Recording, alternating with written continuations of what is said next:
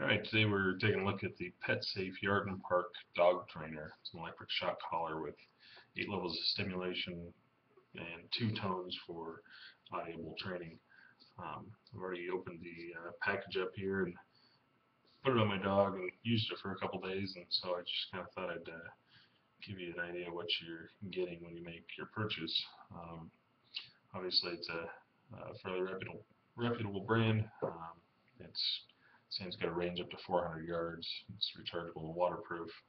Um, I have not checked the 400-yard range. That's quite a distance, so I'm going to take their word for it on that for now. But I have tried pretty much everything else out, and basically what you get in the package is the collar itself, some manuals that, well, nobody really reads manuals. You get those anyway. You get the remote with 3 buttons. You get a little bag that's got 2 extra these rubber port covers for the charge ports. Basically replacements if you lose one, dog chews it off, you know, that kind of stuff. And you get this neat little tester that allows you to test the device without actually putting it on you or shocking your dog.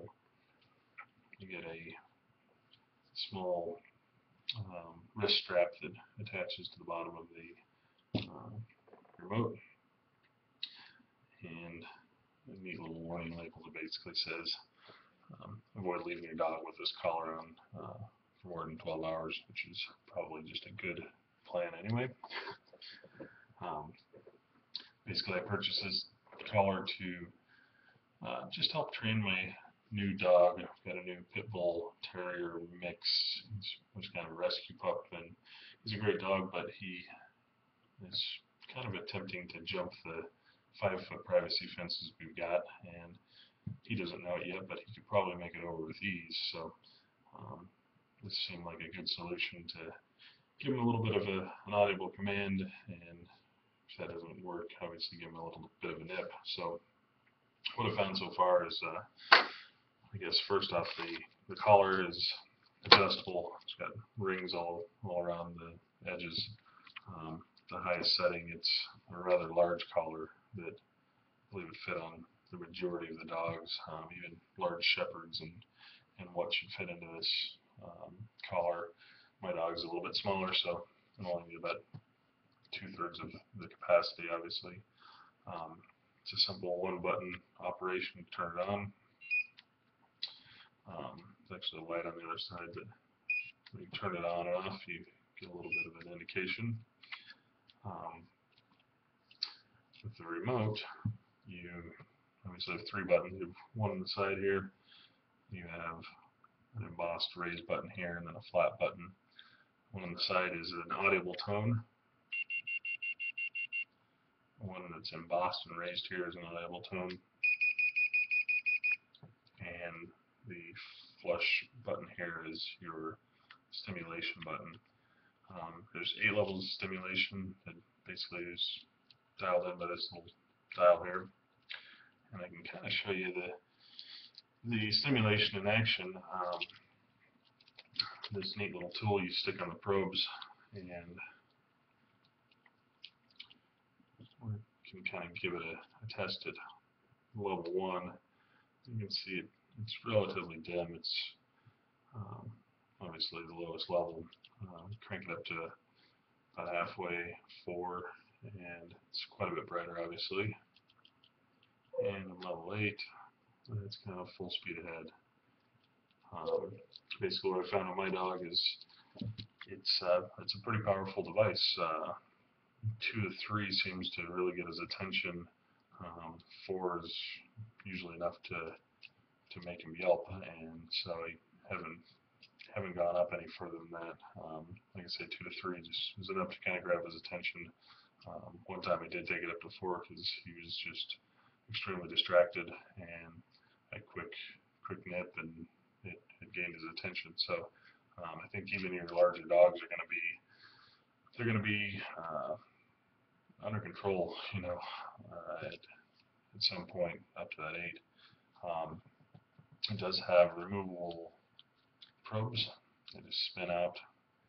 From what I understand on the PetSafe website, you can purchase additional probes that are a little bit longer if you have longer hair breeds. Our little pup has got short hair, obviously, so these half-inch or so probes are more than adequate. Picked this up on Amazon for about $100, and thanks to Amazon Prime, it was here quickly. So far, so good. The build quality seems really good. Seems to be a relatively decent seal all the way around the unit. It's rubber port cover that is up against the dog's skin that's going to keep it dry and whatnot. If you have them out in the rain or snow, going out to use the bathroom or something in the park, obviously rubberized button.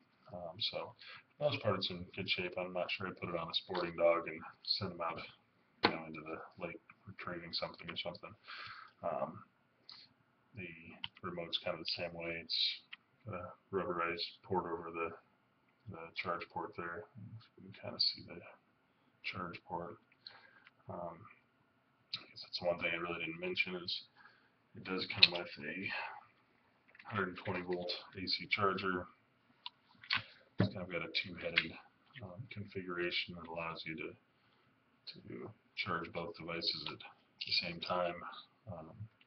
Little 3-prong connector just kind of slips up in each device, and it does seem to take a little while to charge, but slip them up in there.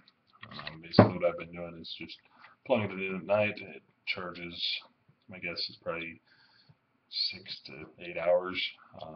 When you begin charging, you get a red indicator light on both devices, and at the end of the charge, the indicator light turns green, signifying that it's done, obviously. So, like I say, it's a great little device so far. I definitely think I would recommend it at this point for average-sized dogs, large dogs. I think there's probably bigger, better, faster, stronger out there, but I think for the money, it's a pretty good buy. So, hope it helps you make a decision.